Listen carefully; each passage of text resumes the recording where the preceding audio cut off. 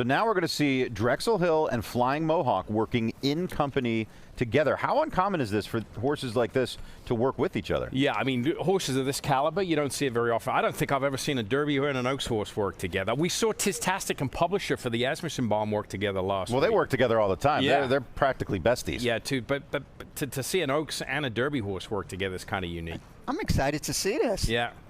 So you can see they're getting ready to turn right now. They're going by the where the mile chute joins the backstretch. When are they going to? At what point do they turn them loose here? Where do they actually officially start the work?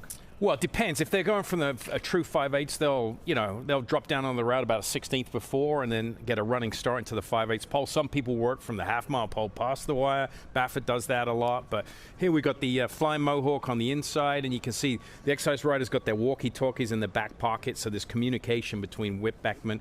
Baffert used to do that a lot. I know you worked a lot of horses for Bob Baffert. Used the walkie-talkie a lot, right, Joe? Oh, yeah, would scream, slow down. No, I'm kidding. Well, take me through the body language of the jockeys here. They're very different. Look at Flying Mohawk, the exercise rider on him. He looks like he's in full restraint mode. Yeah, the one on the inside, he's just really trying not to go too fast. You could see pulling a little bit. And Min Curtis on the opposite side, you can see he's moving his hands a little bit to try and get forward to him. But they definitely, again, we're at that time where you definitely don't want to do too much, which I think they're trying to do here.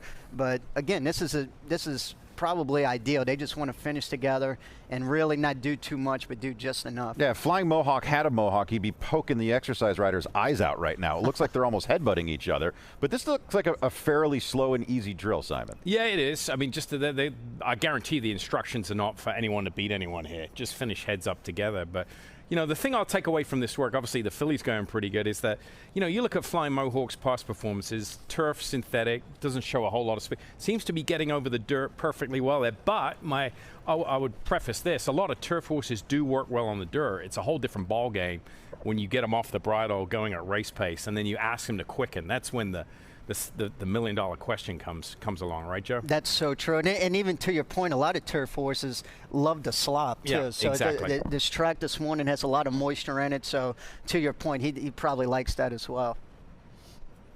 Well, there's a look at Flying Mohawk, Drexel Hill, one Oaks horse, one Derby horse working together. I don't believe we've ever caught that on this show, be it breakfast at the Derby, breakfast at the Breeders' Cup, or the Works. It's quite unusual, but Wick Beckman, in a short amount of time, has made a fantastic name for himself, training at a very high level. So deferring to his expertise, probably wise. Yeah, good horseman, and his horses are well turned out there. You can see got 4 bandages on them just to protect them. You know, horses, they can, when the track's a little wet, it's called what's run down. They can burn their heels a little bit, so you don't want anything like that happening a week out, because that could, you know, force a scratch. So both horses moving exceptionally well and switching leads on cue.